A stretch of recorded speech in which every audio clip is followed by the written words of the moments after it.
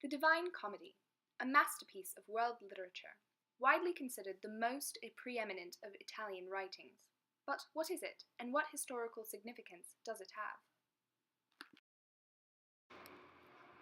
This individualistic mindset was represented through the Divine Comedy's semi-autobiographical elements, embracing the moral worth of oneself. Autobiographies were becoming increasingly common in the Renaissance era with the rise of this new individualistic worldview. A fantastic example of this was Benvenuto Cellini's 1558 autobiography. Cellini was a true Renaissance man, highly skilled in multiple areas. He was a goldsmith, draftsman, soldier, sculptor, and poet, and a supreme representation of Renaissance ideals. Like Dante, his autobiographical works embraced the individualistic worldview so common during this time. Both works embrace theological ideas and discuss issues relevant to their authors' times. Can you fucking cut it? I don't know. No, wait. The Divine Comedy was written circa 1302 by Italian poet Dante Alighieri. The poem, divided into 3 cantos, can also be considered a political allegory, describing Dante's descent through hell, purgatory, and heaven, respectively, and the individuals he encounters along the way.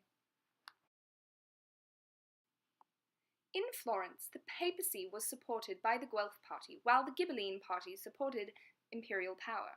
When Frederick II, perhaps the last truly powerful Holy Roman Emperor, died in 1250, the Guelphs were in power. But by 1290, the Guelphs were divided into 2 separate factions. These factions were the Whites, who supported liberation from papal control, and the Blacks, who supported papal supremacy over the Holy Roman Emperor. With famine, disease, war, and the fallibility of medicine, death was a common part of everyday medieval life. As a result, people's perspective of life was heavily influenced by their beliefs about death. According to the traditional Christian belief, the purpose of life was to prepare for the afterlife by repenting from sin and following the teachings of the Church.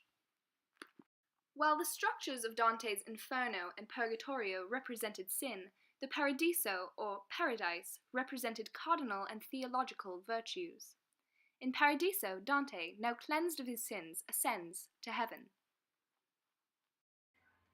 Overall, Dante's Divine Comedy explores the medieval worldview of the afterlife, political issues of Dante's time, and shares his political and religious perspective through an epic 3-book poem. The poem has inspired artists' work for centuries, including the world's oldest surviving film, Inferno.